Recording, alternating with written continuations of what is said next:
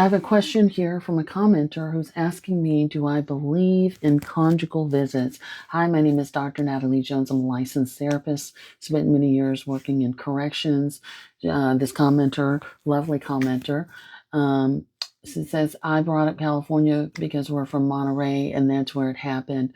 And you can click on this and see the previous post where I talked about women who are in relationships with criminals. They know they're in relationships. And she says, do you believe that conjugal visits should be banned?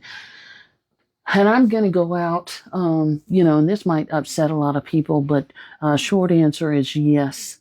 Yes, I do think that conjugal visits should be banned. I Having worked in the correctional system and seeing my institution on the news recently where two women were on a conjugal visit and strangled to death by the men that they went to go see. But even prior to that, I don't think that people should have conjugal visits. I also don't believe, and if you've listened to me, this isn't new, but I also don't believe that children should ever be allowed to visit people in custody. And I know that might come across as highly controversial. And it's not that I don't care about inmates in any capacity.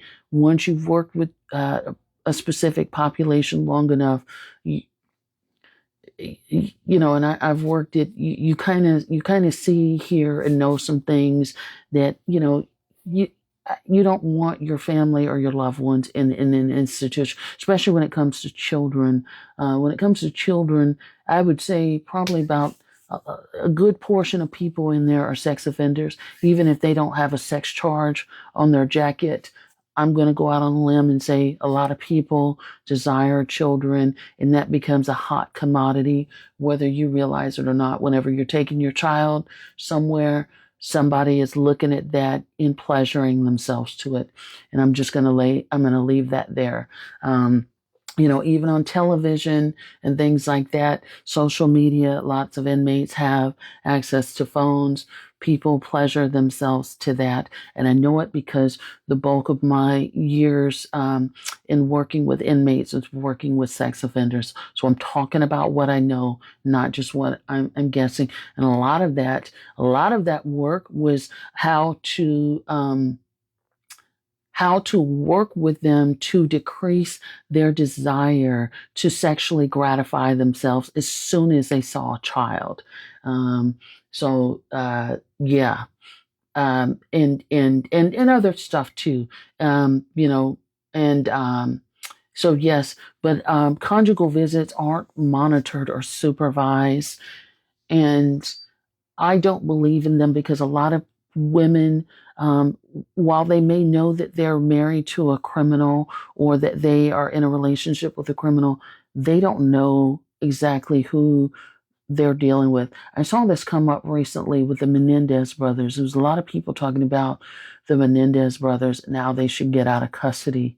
You guys don't know the Menendez brothers. You know what you've seen on television, but you don't know them. And that I'm gonna leave it at that. So a lot of people don't know who they're dealing with. Once that man is inside prison, it's a whole different mentality. Once a woman is in prison, it's a whole different mentality. People are highly manipulative. They're doing what they got to do to survive. They're in relationships. They're doing all kinds of stuff. And a lot of times, when people are doing conjugals and things like that, they're manipulating the person that they're with. They're wanting them to bring them stuff.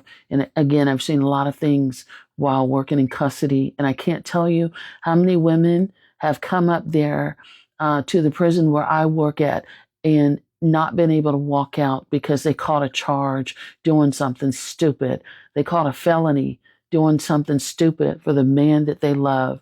A lot of women out there who become mules and things like that. And again, I can't tell grown people what to do, but no, I don't believe in conjugal visits. And it's unfortunate, because I do think that there are good. I do think that not all criminals are created equal, but there's way too many to take a chance kind of thing. So I hope that helps. Sorry if I offended anybody, but I'm going based off of the experience that I have. And just so you know, I worked in a medium security prison. Um, so whenever you work in medium security, you have to take into account other things, how many points a guy has on his jacket.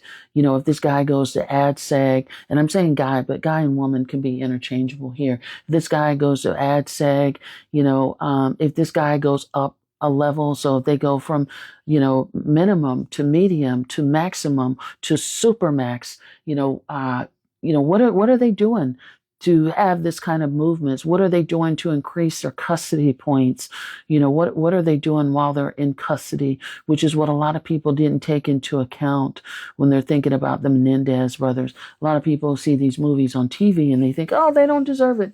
They need to be where they are. Um, and I've had somebody ask me that recently, and I don't know which post that was on, but people need to be where they're at. And this is no disrespect to anybody, but a lot of people have poor impulse control. A lot of, that are in prison, they have a lot of sexually deviant, sexually addictive behaviors. I mean, you got guys in there that are having sex in people's colostomy hole, where people have their colostomy bags. You have men that are putting beads. They're surgically doing it themselves, or they're inserting hard beads into their penis. You have all kinds of stuff. So no, I don't.